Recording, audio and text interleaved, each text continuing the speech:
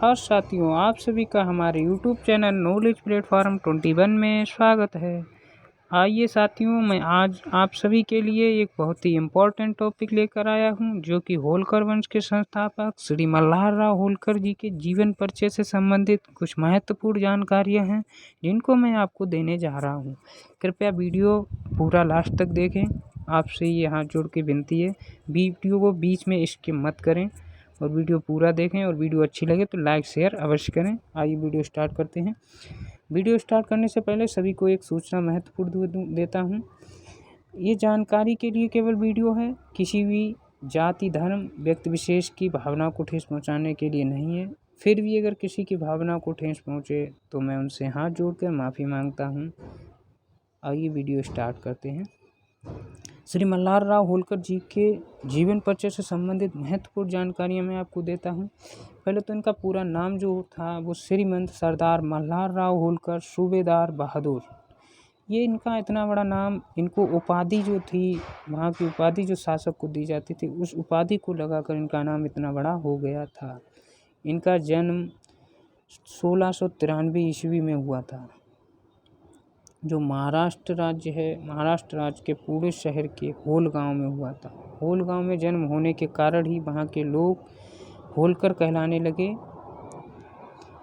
इनकी जो पुत्र वधू थी, यानी इनके पुत्र की जो पत्नी थी, वो देवी अहिल्याबाई होलकर जी थी, जिनको आप सभी अच्छी तरह से जानते होंगे, जिनके बारे में। इनका धर्म हिंदू था। इनकी पुत्रियां 3 थीं, संतुबाई, उदाबाई, सीताबाई। इनकी पत्नियां 4 पत्नियां थीं, जिनमें गौतमबाई शाही होलकर, बानाबाई शाही होलकर, द्वारकाबाई शाही होलकर और हरकूबाई शाही होलकर। इनकी जो पुत्र वधू अहिल्याबाई होलकर थीं, इनके पुत्र खंडेराव होलकर थे। उनकी एक पुत्री और एक पुत्र था, जो भी बहुत प्रसिद्ध हुए थे। उनका नाम, पुत्री का नाम मुक्ताबाई होलकर था, और पुत्र का नाम, जो पौत्री थी उनकी, और पौत्री थी मुक्ताबाई होलकर, और पुत्र था मालेराव होलकर, जो कि देवी अहिल्याबाई होलकर की ही संतानें थीं दोनों। मल्हार राव होलकर जी की मृत्यु 1766 ईस्वी में, जब उनकी एज 73 साल की थी, आलमपुर में हुई थी। होलकर राजवंश की स्थापना करने वाले मराठा शासक मल्हार राव होलकर का शासन मालवा से लेकर पंजाब राज्य तक चलता था। मध्य भारत के मालवा इलाके में वे पहले मराठा सूबेदार थे, जिन्होंने 1721 में पेशवा की सेवा में शामिल हुए और जल्द ही सूबेदार बने थे। मल्हार राव होलकर ने 1818 ईस्वी तक मराठा महासंघ के एक स्वतंत्र सदस्य के रूप में मध्य भारत में इंदौर पर शासन किया। वो एक मात्र ऐसे थे जिन्होंने सेना में शामिल होकर सेवा करके और शासक तक पहुँचे थे। उन्होंने इतना अपने आप को प्रगति की, अपने आप में की, इतनी साहस और बल था उनमें।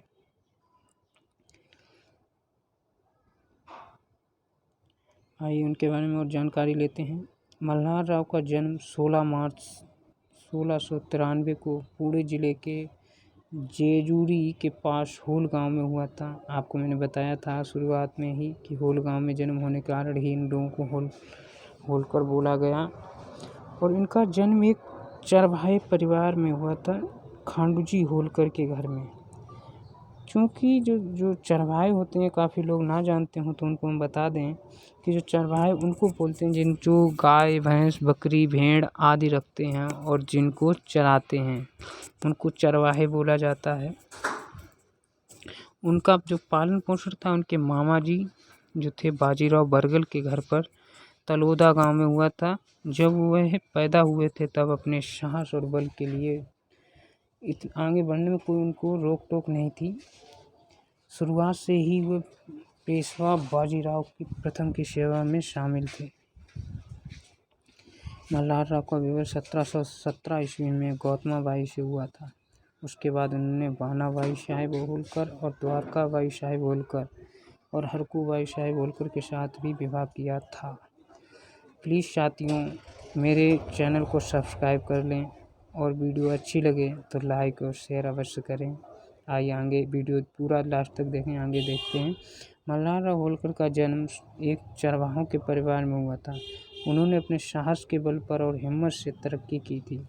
वह खानदेश के एक सरदार कदम बांधे के पास किराए के सैनिक के रूप में सेवाएं देते थे और 1721 में कदम बांधे के बाद मल्हार राव ने बाजीराव की पेशवा की सेना ज्वाइन की थी। इससे पहले भी वो एक खानदेश के जो सरदार थे उनके यहाँ पहले सेवाएं देते, उसके बाद उन्होंने जो पेशवा थे उनकी सेना में ज्वाइन हुए थे। उसके बाद उन्होंने इतना अच्छा अपना प्रगति करके दिखाई कि इनको 500 सैनिकों का सूबेदार बना दिया गया। इनको 500 सैनिक इनके दस्ते में दे दिए गए। इसके बाद जितनी लड़ाइयाँ हुई उन सभी लड़ाइयों में इनका महत्वपूर्ण योगदान रहा। जो हैदराबाद के निज़ाम से युद्ध हुआ उसमें भी इनका बहुत बड़ा महत्वपूर्ण योगदान रहा। इन्होंने पुर्तगालियों को भी हराया था। इसके बाद जब इन्होंने निज़ाम को हराया था तब इनको जो वो पेशवा था उसने 1000 सैनिक की इनको दस्ता दे दिया था कि 1000 सैनिक घुड़सवार इनके साथ रहेंगे। इसके बाद उन्होंने 1737 में दिल्ली में जो जंग हुई थी उसमें भी बहुत महत्वपूर्ण योगदान दिया। इसके बाद पुर्तगालियों को भी हराया। 1748 के समय तक मल्हार राव की स्थिति मालवा में एकदम दुरुस्त हो गई थी। कोई इनके सामने टिक नहीं सकता था। अपने साहस और इसके बल पर इन्होंने उत्तरी और मध्य भारत के जो पूरा एरिया था उस पर कब्जा कर रखा था और इन्होंने जिसको चाहें उसको राजा बना सकते थे। ये किंग मेकर बोले जाने लगे थे। इंदौर की रियासत में इनके अधीन थी और उन्होंने हमेशा मराठा साम्राज्य के लिए लड़ाइयाँ लड़ते रहे थे। मल्हार राव होलकर की मौत 20 मई 1766 में आलमपुर में हुई थी। उनकी मौत कुम्हेर के किले की घेराबंदी के समय हो चुकी थी। मल्हार राव होलकर की समाधि मल्हार राव होलकर की छतरी समाधि या छतरी बोलते हैं उसी को, आलमपुर में है। खंडेराव की मौत, इनके जो पुत्र थे खंडेराव की मौत के पश्चात जो खंडेराव की पत्नी अहिल्याबाई होलकर जी को उनके ससुर मल्हार राव थे, खंडेराव जी की मृत्यु पहले हुई थी। उनके बाद उनके खंडेराव जी के पिता जो थे मल्हार राव की बाद में मृत्यु हुई थी। मल्हार राव जी ने अपनी जो पुत्र वधू थी अहिल्याबाई जी उनको सती नहीं होने दिया था, सती होने से रोका था और कहा था कि आप एक शासिका के योग्य हैं, आप शासन कर सकती हैं। इसलिए उन्होंने सती नहीं होने दिया और उन्हें कहा कि अब शासन तुम संभाल सकती हो। मगर अहिल्याबाई जी ने शासन अपने आप ना पहले संभाल के अपने बेटे को इंदौर की सत्ता हासिल कराई थी। कुछ समय के बाद जब उनके बेटे मालेराव जी का भी देहांत हो गया तो जब माता अहिल्याबाई जी ने खुद को, महारानी जो थी अहिल्याबाई, खुद को सत्ता में आना पड़ा उनको और पूरी सत्ता को हाथ में लिया। उसके बाद उन्होंने इतने प्रसिद्ध काम किए कि वही एक मराठा प्रशासक में महान शासिका साबित हुई, जिनकी बारे में जितना कहा जाए उतना कम है। उन्होंने शिक्षा जगत में बहुत ही योगदान दिया था।